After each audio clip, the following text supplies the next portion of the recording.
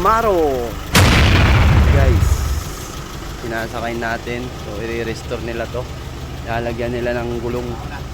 Nabali kasi yung tornilyo kanina. Pagkabig ni Jerwin. Wala siyang manibela, guys. So mano-manong kinakabig ni Jerwin. Yan, guys. I-restore nga pala nila to. Tingnan nyo, guys. So 1 lane na lang yung daan doon kasi mabibitin yung pit natin. Hindi nga natin binabala ng buwi.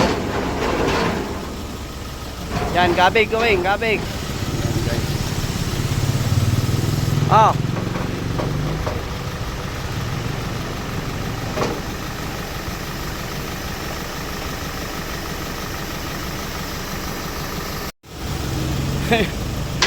Ayun, guys.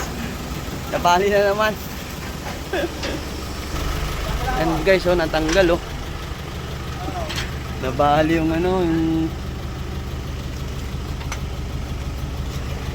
kinakabitan ng nut. I-check nila ulit.